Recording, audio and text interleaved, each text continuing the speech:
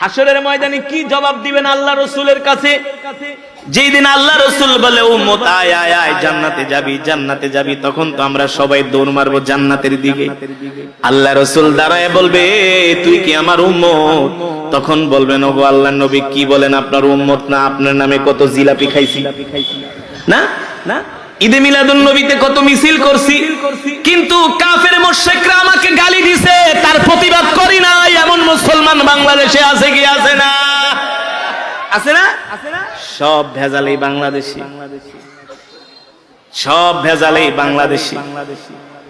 এই দেশে ওয়াজ মাহফিলও বেশি, আবার 2 নাম্বারিও বেশি, ঠিক কিনা বলুন? ঠিক কিনা বলুন?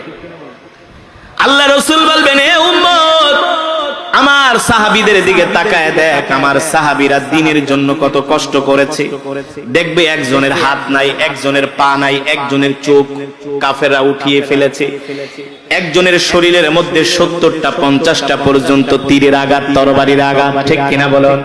আল্লাহর নবী ডাক দিয়া বলবে শোন, তুই আমার শাফায়াত চাস, সুপারিশ চাস, কিন্তু দেখ তোর শরীরের মধ্যে একটা ফুলের টোকা নাই। আর আমার এই সাহাবীরা আল্লাহর জমিনে দ্বীন কায়েমের জন্য কত কষ্ট করেছে। ইসলামের প্রথম সাহাবিয়া হযরত সুমাইয়া রাদিয়াল্লাহু তাআলা আনহার লজ্জা স্থানে কাফেররা বর্ষা দিয়ে আঘাত করে তাকে শহীদ করেছে, ঠিক কিনা বলুন?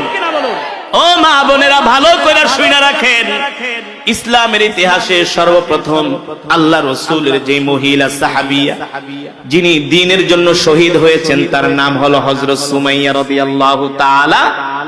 একমাত্র আল্লাহর দ্বীন গ্রহণ করার কারণে কাফের মুশরিক বেঈমানেরা তার লজ্জা স্থানে বর্ষা দিয়ে আঘাত করে তাকে শহীদ করেছে, তারপরেও দ্বীন ছেড়ে দেয় না, ঠিক কিনা বলি?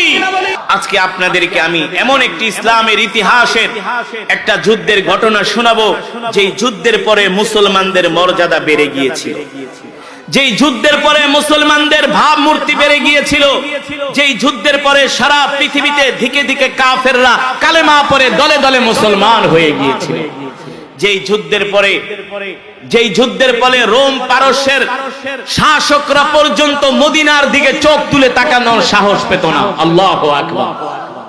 যেই যুদ্ধের পরে সারা পৃথিবীতে মুসলমানদের প্রভাব বেড়ে গিয়েছে, সেই 1450 বছর আগে মদিনাকেও কাফের মুশরিকরা ভয় পাইতো।